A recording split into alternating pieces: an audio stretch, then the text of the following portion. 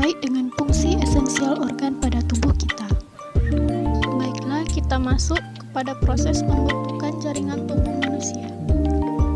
Kita sebagai manusia memiliki 3 lapisan pada awal kehidupan.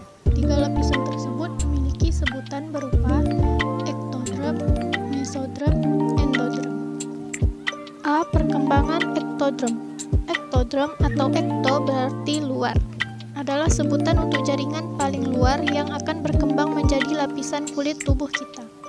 Lapisan ini membentuk semua jaringan yang berperan dalam menutup tubuh bagian luar. Ektodrem juga membentuk tabung saraf atau neural tube. Tabung saraf ini akan menjadi dasar perkembangan sistem saraf pusat yang kita miliki. B. Perkembangan endodrem. Jika ektodrem menghasilkan tabung kulit luar, maka endodrem menghasilkan tabung bagian dalam. Tabung bagian dalam ini nantinya berkembang menjadi saluran pencernaan kita. C. Perkembangan mesodrem. Mesodrem atau meso artinya tengah, adalah asal dari banyak jaringan tubuh kita lainnya, seperti otot, tulang, darah, dan jaringan ikat.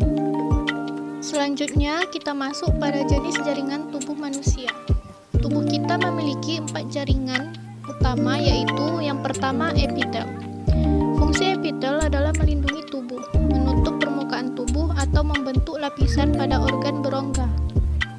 Fungsi sel-sel epitel ini adalah melindungi dan memberikan penghalang kedap air untuk mencegah masuknya bahan atau zat tertentu. Misalnya, epitel pada kulit melindungi kita dari bakteri atau kuman penyebab penyakit lainnya. Berikut jenis-jenis sel epitel. Terdapat 3 jenis sel epitel berdasarkan bentuknya. Yang pertama, squamousa adalah sel epitel yang sangat datar. Yang kedua, cuboid adalah sel epitel berbentuk kubus dengan lebar sisinya sama dengan tingginya.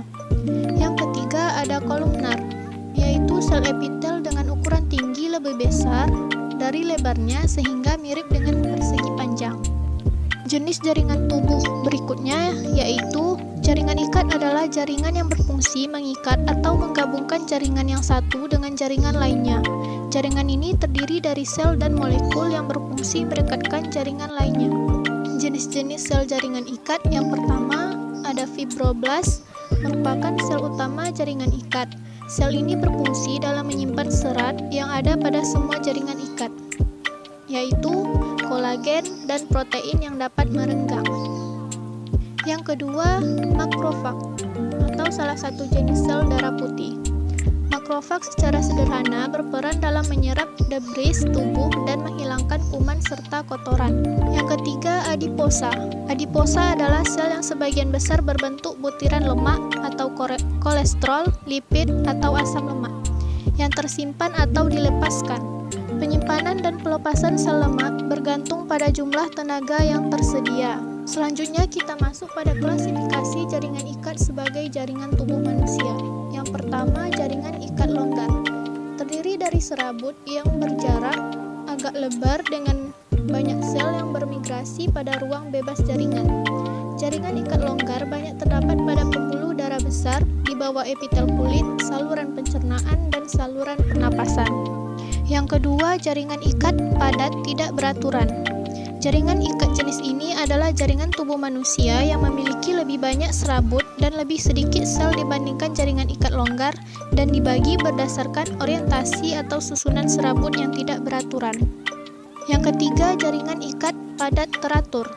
Pada umumnya terdiri dari kolagen dan serabut elastis serta hanya mengandung sedikit sel. Serabutnya tersusun sejajar satu sama lain sehingga membentuk jaringan padat. Jenis jaringan tubuh manusia yang berikutnya yaitu jaringan otot. Semua otot pada tubuh kita memiliki tugas yang sama, yaitu berkontraksi. Kontraksi otot hanya dapat terjadi ketika 2 protein utama otot saling bergeser, yaitu aktin dan miosin. Molekul aktin dan miosin yang tumpang tindih bergeser ke arah satu sama lain. Gerakan keduanya menarik setiap ujung sel dan memperpendek otot. Terdapat 3 jenis otot yang berbeda pada tubuh kita, yaitu yang pertama, rangka adalah jaringan otot yang melekat pada tubuh kita. Kontraksi otot memungkinkan tulang untuk bergerak dan membuat kita dapat melakukan berbagai aktivitas atau pekerjaan. Yang kedua, ada otot jantung. Ada di bawah kendali bawah sadar dan dianggap tidak disengaja. Meskipun kita dapat meningkatkan atau menurunkan detak jantung dengan tingkat aktivitas, tapi detak jantung tidak dapat dikontrol secara sukarela oleh pikiran itu sendiri. Yang ketiga, otot polos. Otot ini tidak memiliki pola lurik dari otot rangka dan jantung. Namun, bukan berarti otot polos kekurangan aktin dan miosin. Sebaliknya, otot ini tidak memiliki susunan sarkomerik dari protein kontraktil. Jaringan tubuh manusia yang keempat yaitu jaringan saraf. Jaringan saraf mengirimkan sinyal listrik dari satu tempat ke tempat lain di dalam tubuh. Sinyal-sinyal ini dapat membawa informasi ke sistem saraf pusat dari tubuh untuk diproses atau mengirimkan informasi ke tubuh. Jenis-jenis jaringan saraf yang pertama ada neuron. Neuron adalah sel pemberi sinyal dari sistem saraf dan hadir dalam berbagai bentuk dan ukuran. Neuron memiliki struktur yang disebut neurit yang memanjang dari tubuh sel, yang membuat sel terlihat agak runcing dan menciptakan tampilan karakteristik neuron. Misalnya, jika sinyal listrik bergerak menuju badan sel, neurit tersebut disebut dendrit. Jika sinyal menjauh dari badan sel, itu adalah akson. Biasanya, neuron akan memiliki banyak dendrit berdiameter lebih kecil dan akson yang lebih panjang dan lebih tebal. Yang kedua, neuroglia. Sel neuroglia disebut juga sel glial atau glia. Sel glial lebih kecil dari neuron dan tidak memiliki neurit. Mereka tidak terlibat aktif dalam mengirim atau menerima sinyal. Sebaliknya, mereka mendukung neuron dengan menjaga lingkungan mereka dan memodulasi penyerapan neurotransmitter. Sel glial juga membantu neuron pulih dari cedera dan melakukan fungsi pendukung lainnya. Yang ketiga, sel mielinisasi. Istilah mielin mengacu pada area membran yang dibungkus erat di sekitar akson, atau untuk mielinisasi ada sesuatu yang membungkusnya. Yang keempat, astrosit.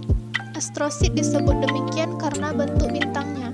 Mereka melindungi sistem saraf dari infeksi dengan menutupi pembuluh darah dengan strukturnya dan mengatur pergerakan materi keluar dari aliran darah dan masuk ke sistem saraf. Yang kelima, mikroglia.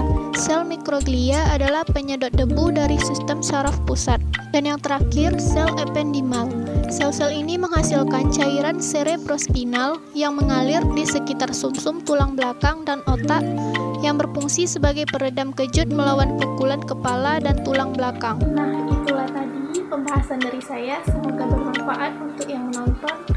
Assalamualaikum warahmatullahi wabarakatuh.